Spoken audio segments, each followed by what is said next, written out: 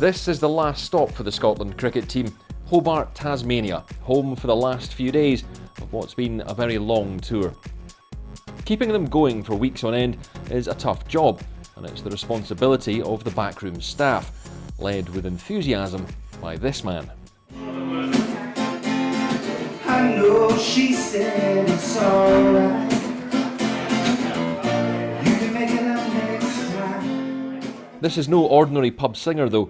He's the trusted lieutenant of the head coach. His name's Graham Stewart. He's known to all affectionately as Hammer. My service I provide, I'm lucky enough to be manager of the Cricket Scotland boys, and my role's purely to make everything off the park so easy for them so they don't need to think about anything else but cricket. How did that come about? Well, I've sort of had a strong relationship with Grant Bradburn over many 15, 20 years, playing cricket with Grant, and then obviously moving towards working with Grant with the Northern Knights, and it's just progressed. And he sort of gave me a call one day when I was in New Zealand and said, can I come and work with these guys on a tour in September?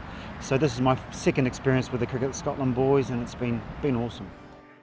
Hammer's role covers logistics, planning, and if need be, being a shoulder to cry on. He's the unseen beating heart of the tour down under. Away from the team bonding, family has also played a big part of coping with such a long tour. Rob Taylor's dad Ollie's been with him since the team touched down in New Zealand. Exalted, I think, really is probably the best word. It's just, I mean, it's also a very emotional moment as well. I think when you have a son who's playing in a World Cup, it doesn't happen that often.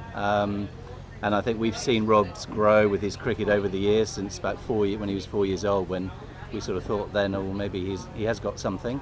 When here we are in a World Cup. I mean, whoever would have... Was it that early on in your career? Was it 4 years old? Yeah, it was our next door neighbour who noticed something and said, oh, I think he's got something there. It's been an interesting one, really. It's probably slightly frustrating with the amount of games I played and only playing the first one, but it's been a great experience for me and for all the guys, really. A proud moment, of course, for anyone to appear at a World Cup, though the tour is almost over. 2 more games and the squad will finally be on the way home.